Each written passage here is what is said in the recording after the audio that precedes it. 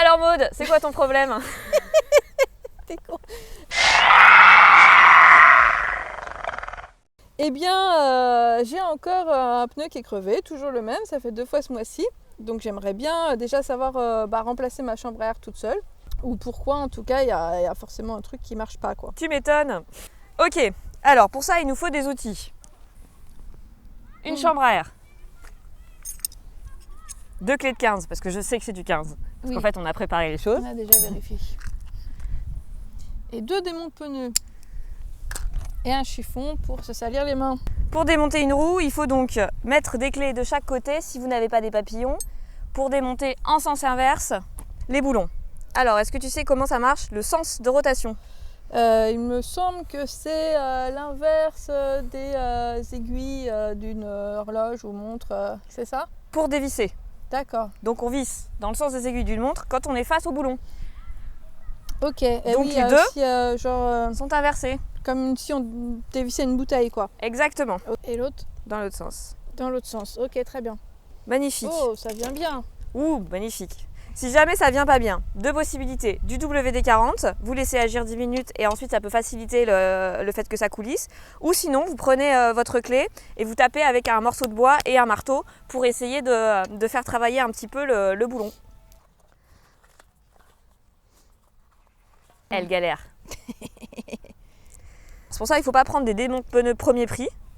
Parce que si on a peur de les péter, c'est pas bon. Parce qu'il faut forcer un peu. Surtout sur les gros trucs. Bon, c'est très chiant les valves. Le classique, c'est souvent qu'on prend, c'est des Presta. D'accord. Qui se vissent comme ça, avec un petit bitonio pour gérer la pression.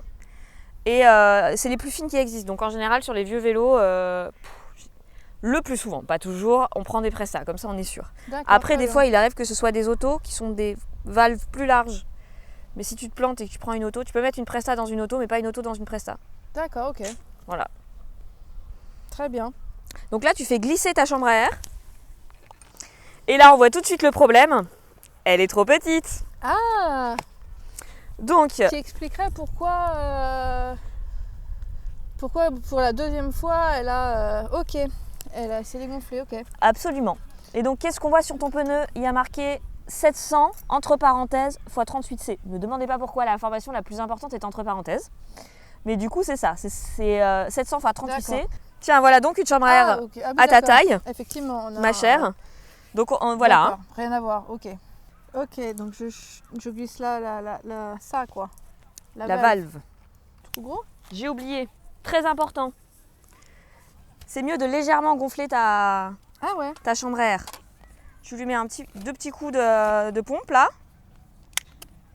Et je la remets entièrement, il n'y a pas un moyen de faire Non. glisser Bah, tu vas la faire glisser tout du long. Tac. Est-ce que je peux m'aider avec un démonte-pneu? Oui. Merci. Donc je mets dans les 2 petits crochets. Voilà. Sachant que c'est un vieux vélo quand même. Oui. Depuis quand tu l'as, Maud? Eh bien écoute, c'est le vélo que mes parents m'avaient acheté en 6e pour aller au collège.